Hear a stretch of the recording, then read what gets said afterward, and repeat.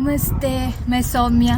दोस्तों, पहाड़ों के बीच से और मैं चमोली से अभी मैं प्रैक्टिकली अभी देख रही थी कि एक दो बंदर आ रहे थे और क्या हुआ कि मैंने उनमें से एक को रोटी दी तो दूसरे ने एक ने उठाया, दूसरा देखा रहा।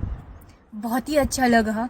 पर मैं मानव में देखती हूँ ना, कहीं कहीं लोग छीनना जानते हैं।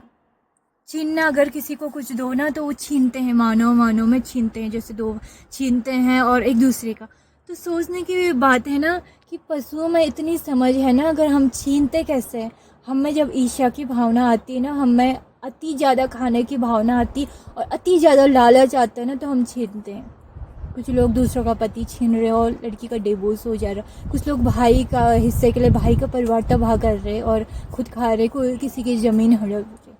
सोचो, अगर हकीकत है, किस्सा वो सच है, पर मानना ज़रूरी है। पहाड़ों में है, शहरों में है, क्यों कर रहे लोग क्राइम? क्यों लोग चोरी डके? अधिक खाने के लिए ना, लालच की। लेकिन हम सोचते हैं ना, पशुओं को देखो, उनको एक रोटी का टुकड़ा दे दो ना, वो भले ही बांटे, उसको वो भगवान का धन्यवाद करके खा लेगा। दूसरा कभी उसको मांगेगा भी नहीं और छीनेगा भी नहीं, क्योंकि उसे पता है उसके नसीब में था वो रोटी, वो उसे मिल गया और वो जिसे मिल रहा हो भगवान का धन्यवाद कर रहे। फिर मानव को इतना कुछ मिल रहा, मकान मिल रही है, पैसे मिल रहे, हाथ पैर सब कुछ सही सलामत है और हर चीज़ है, प्रकृति पानी है, हर चीज़ व्यवस्था कर रही।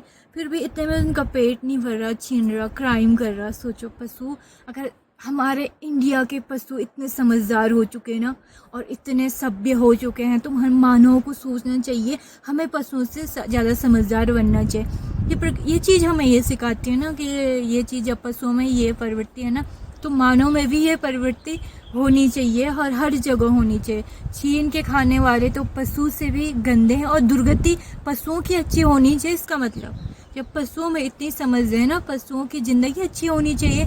उसी इंसानों की ज़िंदगी जो छीन में ईर्ष्या कर रहा, छीन रहा, और उनकी दुर्गति होनी चाहिए। तो सोच लो, पशुओं से ज़्यादा समझदार हम लोगों को होना चाहिए। पशु समझदार है हमारे भारत के, और हमारी प्रकृति के ने देखो कितनी अच्छी समझ दी है कि जब कुछ दे रहे ना तो धन्यवाद करो। तो हम इंसानों को भी कुछ सीखना चाहिए। पहले जितना दे रहा भगवान, धन्यवाद करो, पर छीनो नहीं। छीनो नहीं, दूसरों का तिरस्कार मत करो, दूसरों को कुछ भी कम मत समझो, वरना प्रकृति आप लोगों को कम समझ सकती है। आप देख रहे होंगे सुंदर सा व्यू पहाड़ों का, और मेरी कलम से ये बात मेरे दिमाग में आई और मेरी खुद की कलम से है।